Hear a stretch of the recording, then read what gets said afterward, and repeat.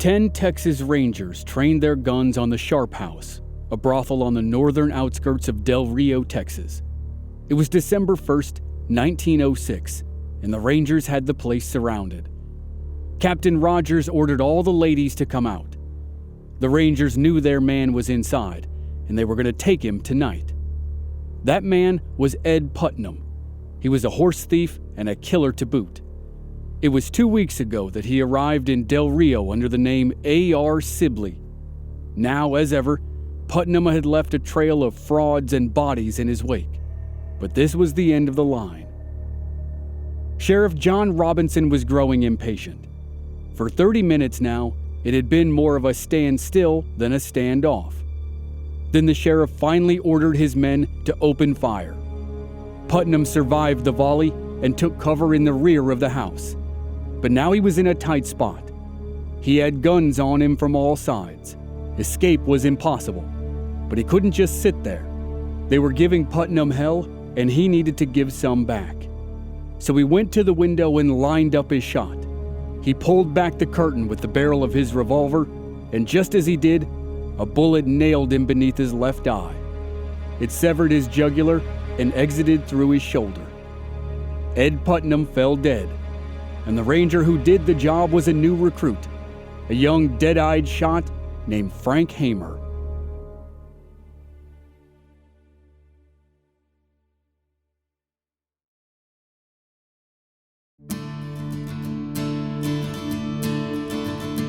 From Black Barrel Media, this is Legends of the Old West. I'm your host, Chris Wimmer, and this season we're telling a 4-part story about the historic career of Texas Ranger Frank Hamer. This is Episode 1, The Kid from Wilson County.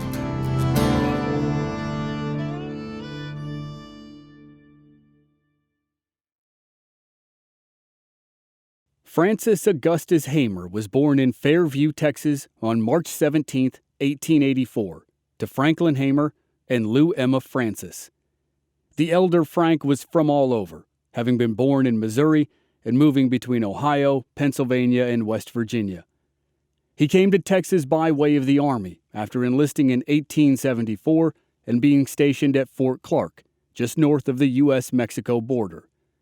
He received a medical discharge just 5 months into his enlistment and moved to Fairview, where he courted Lou. The two got married in 1881, and just 10 months later they had their first boy, Dennis Estill Hamer. Then, in 1884, came their second son, Francis. And then came all the rest: Sanford, Harrison, Mary Grace, Patience, called Pat, Alma, and Flavius. Lou and Franklin were family people, but Franklin had never lost his proclivity for moving around. In the years that they were having and raising their children, the Hamers moved twice. First from Fairview to Bend when Frank was 6, and then from Bend to Oxford when he was 10. That's where they would settle for years, in the Texas Hill Country, on the road from Llano to Fredericksburg. Frank's father opened a blacksmith shop, where Frank and his brother gathered wood, pumped the bellows, and worked the anvil. The Hamers were devout Christians. They attended camp revival meetings, and Frank's own grandfather had been a minister. Like many in those days, the main book in the house was the Bible. And though Frank didn't end up as a man of the cloth, as he thought he once would, the values he cultivated stayed with him for the rest of his life. And he learned from other places as well. Frank was an athletic young man, but he preferred the solitude of outdoorsmanship to team sports, so he took to the wilds. It was common for boys to be skilled in marksmanship, and Frank would often spend hours or even days out there with only a knife and a rifle. He paid close attention to the wilds, and it was there that he learned the calls of birds and deer. He learned how to identify plants and insects, how to read animal tracks, and he honed his sharpshooting. He learned patience, resourcefulness, and curiosity. And he learned 2 more important lessons. First, the world was separated into top dogs and underdogs. Honor and pride were everything in those days, and Frank learned quickly to defend himself from bullies who pounced on his shy demeanor. Frank learned that sometimes a swift, powerful use of force was necessary to get someone off your back. Second, he learned that life in Texas was hard and that it had a rough history. Like anyone else in the hill country at the time, Frank probably heard countless stories from friends and family about the Comanche war parties that had patrolled the area in the old days. But he knew there wasn't conflict without opposite sides and different points of view. So instead of condemning Native Americans, like so many stories and books of the time did, Frank respected them. He said later, "I made up my mind to be as much like an Indian as I could." Even as a young man, Frank was guided by ideals of fairness, justice, and defending the weak. He was a confident young man who didn't suffer bullies, whether they gave him hell or anyone else. And when he was 16, the first test of his mettle arrived.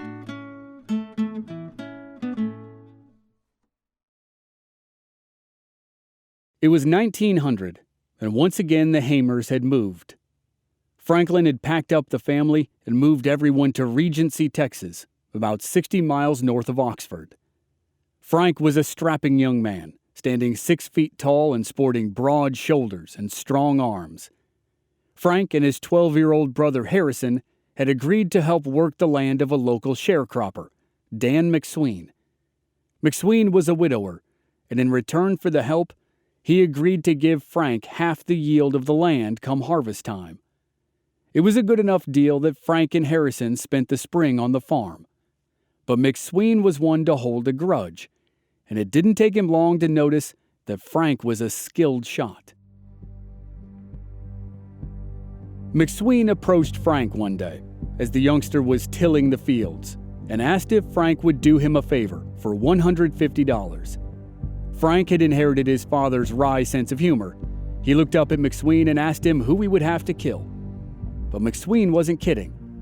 He answered that there was a local rancher he would have preferred to have out of the way. Frank was shocked. Not only was it wrong, he still wanted to be a man of the cloth. He refused and said he'd been joking a moment ago.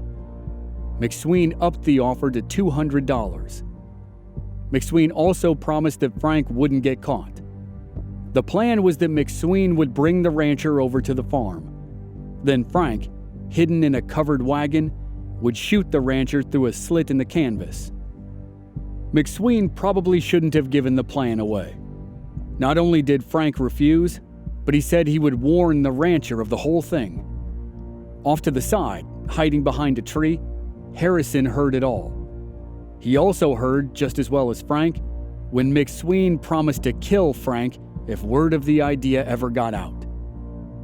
The threat didn't stop the Hamer boys. They warned the rancher of the plot against him. 2 days later, they were back on the farm doing their chores when McSween told Frank to get some food from inside. Harrison watched from behind a chinaberry tree as Frank emerged from the house with an armful of canned goods. Frank lost control of the cans and dropped them. As he bent over to pick them up, Harrison saw McSween a little ways off, pointing a double-barrel shotgun at Frank. Harrison called for Frank to watch out, and not a moment too soon. Frank ducked just as a shot flew past him. McSween fired the other barrel. It was buckshot, and it caught Frank from behind as he was running away. Frank fell. He was wounded, but he drew his revolver and fired back. Now McSween was wounded too, and it had only taken Frank one pistol shot. Harrison ran over to help his brother up, and McSween went into the house. The boys took refuge in a nearby ravine. Frank spotted McSween. He drew his gun, but Harrison warned against it. McSween was now on horseback, and he was armed with a buffalo rifle. They hid quietly, and eventually McSween lost the trail and rode off. The Hamer boys fled to their wagon. Harrison took the reins while Frank lay bleeding in the back. When the boys got home, somebody sent for a doctor. The doctor was able to remove some of the buckshot, but wasn't confident of Frank's chances of survival. But Frank made it, and the whole incident left him with 2 important lessons. First, the knowledge that he could keep his head cool and his aim steady, even after having been shot. And second, he would remember forever that it was an African-American man who had raced against time to fetch the doctor. Frank said, A colored man was the best friend I ever had in my life.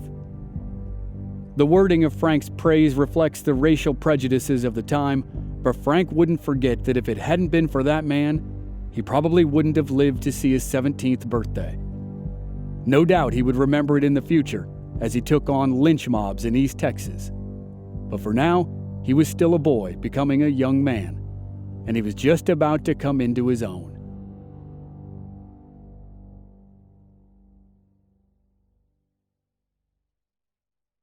Frank had survived the encounter with McSween, but it was close. Too close for his father's comfort, who feared that McSween may come back to finish the job. So Franklin sent his son 250 miles away to Sheffield, Texas, to recover on the ranch of a family friend, Barry Ketchum. Frank's time in Sheffield was just what he needed. He was able to make a full recovery. It also gave him time to pursue new hobbies and hone his skills. He took up music, practicing on a fiddle he bought in town. And when he was well enough to work, Frank became a horse wrangler and a cattle driver. But he didn't love the work. He was good at it, and he had to be to earn his keep. Ranchers had been using barbed wire to divide up their lands for 20 years now, but there were still wide pieces of open range in Texas. Land like that needed drivers who were confident on horseback, drivers who really knew how to move with the horse, not just on it. Frank knew how. He was fit for cattle driving, but it wasn't fit for him. In 1903, his boredom and curiosity nearly landed him in trouble. He was hired along with some other wranglers to drive horses to a corral in San Angelo, about 150 miles from Sheffield. They were closing in on the corral when the foreman had to take care of some business. While they were waiting, one of the other wranglers, an older man who was a criminal, told the rest of the company how easy it would be to rob the bank in San Angelo. Each of the wranglers would take part, and they would split the money and keep the horses for themselves. They would all flee to Mexico and start a ranch together. Despite Frank's values, he couldn't lie. It sounded interesting. So the group made a plan. They took their positions around the bank, and just as they were about to make their move, the foreman arrived and told them to drive the horses to the corral, and the plan evaporated right on the spot. Frank said later that he regretted this whole incident. He wasn't even interested in the money. He wanted the adventure. And 2 years later, in 1905, he landed a job at the Carr Ranch, and he got a taste of the adventure of his true calling. He noticed one day that 2 horses were missing along with their bridles and saddles. He also noticed the tracks led away from the ranch. So he followed them, and after days of solitary tracking, he saw 2 riders in the distance. These were his men. He rode a wide path around them and cut them off at the pass. He took them by surprise and leveled a Winchester rifle at them. He escorted them to the closest county sheriff and brought the horses back to the ranch. It was an important event for Frank. In his early days, he wanted to be a holy man, and for a couple years he was a cattleman. But this was his first manhunt. It was more than just putting his skills to work, it was an adventure. And he would have one more experience at the Carr Ranch before embarking on the path of the lawman.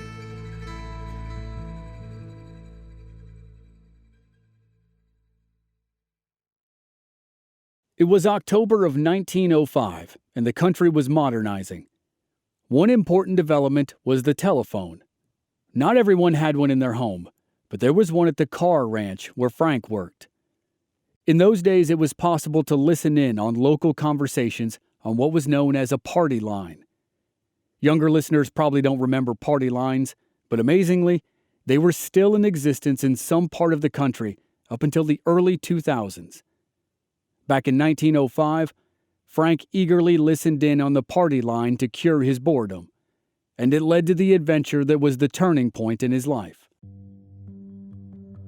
Normally, the conversations were just gossip, but Frank tuned in one day to an urgent discussion between 2 lawmen, Pecos County Sheriff Dudley Barker and Barker's former deputy, Charlie Witcher. There was another horse thief on the loose. The sheriff would have gone after the thief himself, but he was busy at the jail in Fort Stockton. Charlie was busy too. And then Frank heard a detail that made him jump. The thief was headed in his direction. Frank took action. He spoke up and introduced himself as Frank Hamer of the Carr Ranch. If Charlie and Sheriff Barker were busy, he would nab this guy himself. The sheriff said he'd be grateful for it, and he would bring the thief in the next day. Frank had caught horse thieves before, but this time felt different. This time felt official. He got ready. He reckoned that even in the middle of a getaway, the thief would have to water his horse. And the only source nearby was the Carr windmill. He was right. The thief arrived the next morning at the windmill and found Frank waiting for him. Frank confidently trained his rifle and informed the thief that he was under arrest. The thief didn't even put up a fight. He knew he was caught. Sure enough, Frank met Sheriff Barker on the road to Fort Stockton. When they arrived and locked up the thief, the sheriff turned to Frank and asked if he would like to be a Texas Ranger. It was a big deal. The Rangers had been around in one form or another since the earliest days of Anglo settlers in Texas. Frank couldn't deny that it sounded good. So the sheriff, himself a ranger of 3 years, gave Frank a personal recommendation. Frank was soon ordered to report for duty back in Sheffield. There he met Captain John H. Rogers of Company C. Rogers was impressed, and on April 21st, 1906, Frank Hamer took the oath. It was official. The kid from Wilson County was a Texas Ranger. Frank was a natural. Everything he learned up to that point was paying off, from his childhood days in the wilds to his years as a cattle driver. The tracker and hunter was becoming a detective and lawman. It helped that Frank's first tasks as a ranger were things he was used to. Between land for grazing and land for mining, there was a lot of money to be made in southwest Texas. So, like the acts that made him a ranger, many of Frank's jobs in those early months were to catch thieves. He made a few arrests, but in general it was long, hard work. And it wasn't always rewarding. Sometimes Frank would have to end an operation after days or even weeks, all because not enough evidence could be found to make an arrest. But things took a turn that fall. Frank was dispatched to Del Rio, Texas, on the border between Texas and Mexico. And it was there he would have his first major test as a ranger.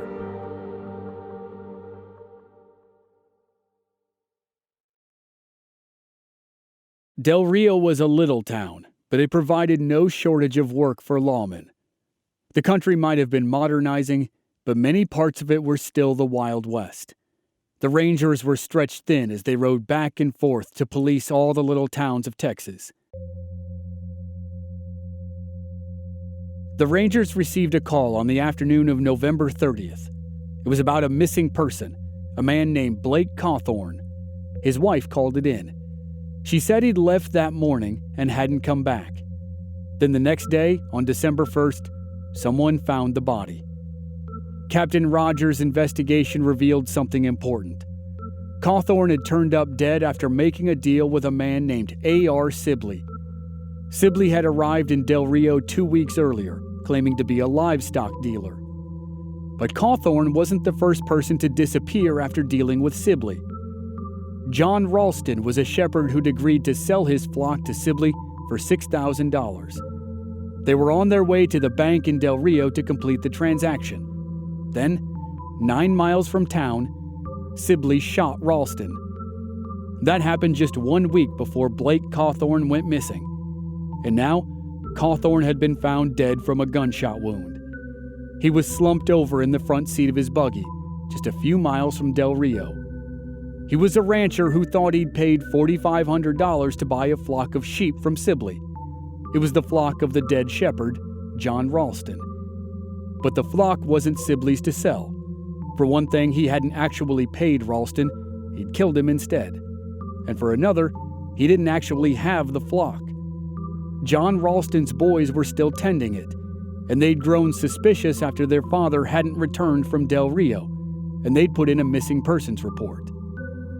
Whoever the dealer was, he had killed 2 men and had made off with thousands of dollars. The Rangers now had a manhunt on their hands. Frank and his partner Duke Hudson led a search party on foot.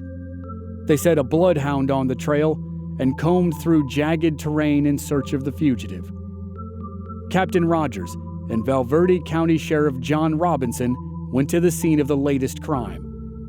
Blake Cawthorn's dead body was still slumped over in a buggy on the side of the road. Tracks led back to Del Rio, and that's where the Rangers continued their hunt. The sheriff discovered that A.R. Sibley was a fake name. The man behind all of this was named Ed Putnam. Putnam had drifted through the Southwest for the past 7 years and was an alleged smuggler. And the sheriff believed he was now hiding at a brothel in Del Rio. The posse of lawmen, consisting of both the sheriff's men and the Rangers, arrived at the brothel on the evening of December 1st, 1906. They immediately surrounded the place. Frank was posted at the back. All the ladies of the brothel were called outside. The lawmen gave Putnam a chance to do it the easy way. They sent the owner's daughter in with a message: give up and surrender. But Putnam wouldn't do it, so they had to do it the hard way. The sheriff gave the posse the order to open fire. They pelted the house with a hail of bullets, but to no effect. Putnam didn't surrender. Frank hadn't fired. He was waiting for any sign of life. Then he saw the curtain move a little. He wondered if Putnam had taken cover in the rear of the house. Frank didn't hesitate when his theory was confirmed. He saw the barrel of a revolver peek out from the curtain, and he fired. There was a thud from inside. The lawmen went in to investigate, and there was Putnam, bleeding, with a revolver in his hand and $3,500 in his pockets. He was dead, and it only took Frank one bullet to kill him. The Ralston boys identified the body as A.R. Sibley. The lawmen found John Ralston's body too, in a gully 9 miles out from Del Rio. All the weapons on Putnam's person were confiscated, including a Colt .32 revolver. It was given to Frank as a memento for his first gunfight as a Ranger. Frank was proving himself to be a promising recruit. He had discipline, and he seemed to understand innately what it took to be a Texas Ranger. Guts, a clear head, a sharp eye, and a steady arm. His initiative had helped him catch horse thieves. He was able to keep calm, even under fire. And his boyhood days hunting and tracking made him a deadly sharpshooter. His star shone bright, and he was just 22 years old.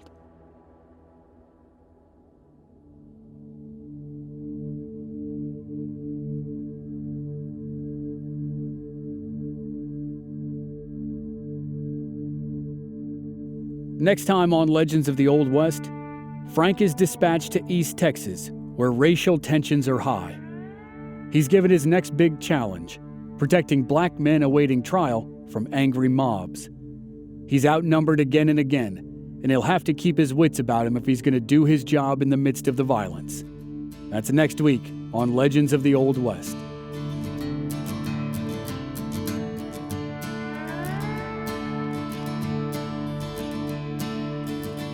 This season was co-executive produced by Stephen Walters in association with Ritual Productions.